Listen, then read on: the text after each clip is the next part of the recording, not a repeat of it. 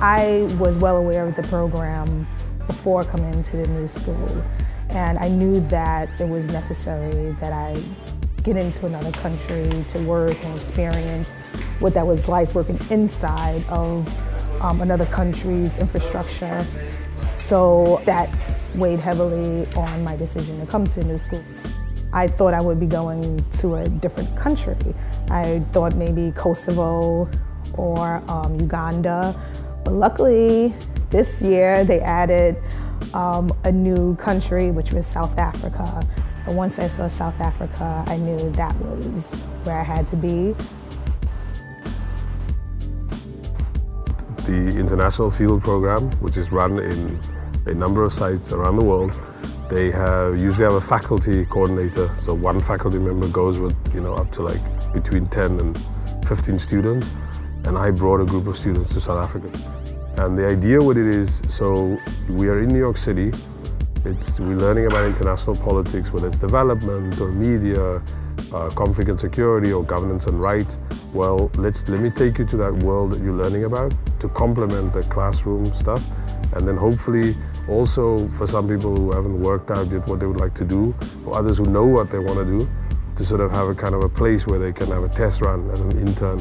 So when we come to the program, there are some options already laid out for us. Chimurenga was an option, actually was suggested by Sean. He has worked at Chimurenga and was very familiar, had a relationship with them and thought it would be the perfect place for me. And after doing some research, I thought it was as well.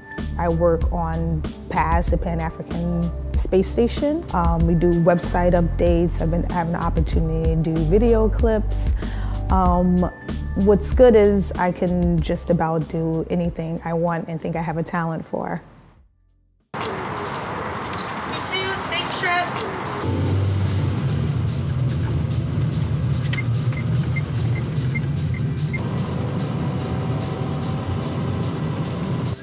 It's been a really incredible experience. It's been a lot of work, actually. We work here 5 days a week. We spend half the day working on internal stuff like curriculum reform and ways for Equal Education to implement media literacy education into the curriculum that they already have.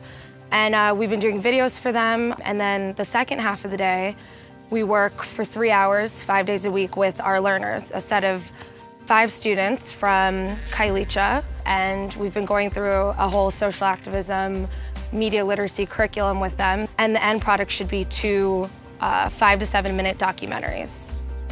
Check. Would you? Check. Clip.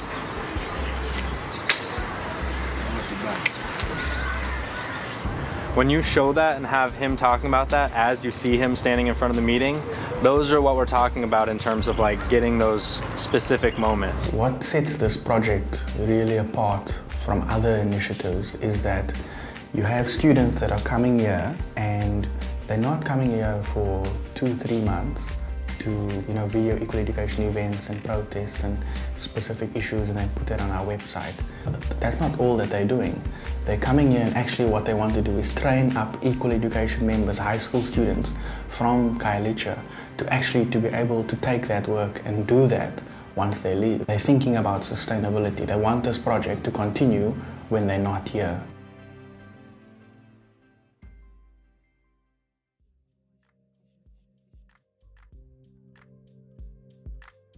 I am working with ISA. We are working on 2 projects. One is more involved. Our more involved project took place in Altos de El Dorado, which is outside of the city of Buenos Aires and in a low flood zone of La Matanza-Riachuelo River Basin. People from low-income neighborhoods are trained by ISA engineers to install sewerage, piping, access to potable water, and in general connections to those basic resources. So we went into the neighborhood twice a week and kind of went door to door and spoke with neighbors that live there, that have been living there, most of them for 20 plus years, and spoke with them based on within three distinct dimensions of the development, which were health, economic, and socio-urban dimensions. Antes y después de la conexión ha cambiado al tiempo. No, yo ya cuando vine acá estaba la conexión de agua. Ah, sí. Sí, hace años que está eso. Bueno. We had 2 extended interviews with amazing, wonderful women in the neighborhood that had been leaders on this project. They saw the importance of it. They knew that they could not continue to allow themselves to not have access to these basic resources. It's really just being prepared to feel things that you've never felt before and experience things that you've never considered experiencing, and in a way that you could not possibly prepare for. It's really just an amazing experience to really get through something that you feel like is impossible, but is so rewarding and so empowering by the end of it. This has been a really great experience for me, mainly because I got to try out what I think I wanted to do, looking at economic policy and actually getting to go into an organization that does exactly that. From the academic side. A knowledge of Spanish has been fundamental for this type of work. And my boss speaks English, but we've been doing it all in Spanish by my request because I wanted to practice, and there's all this technical vocabulary that I wanted to get down that maybe I've read, but it's not the same as using it all the time. I think it's just given me a kind of a renewed ambition for work in this field and getting to find something that I really like, to say this really is my interest.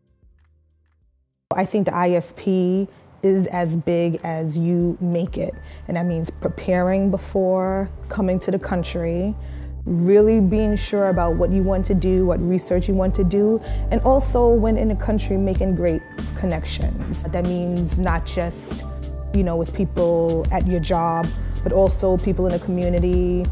Explore, be thoughtful, be considerate, and be open-minded. But most of all, IFP is only as big as you make it, and that could be really big.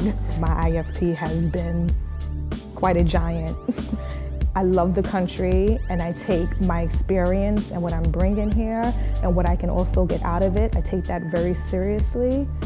And I think if you do that, IFP could have the chance not just to be a 2-month experience, but to be ongoing. I plan on coming back and living here based on this experience. So without it, I would have just been in Brooklyn.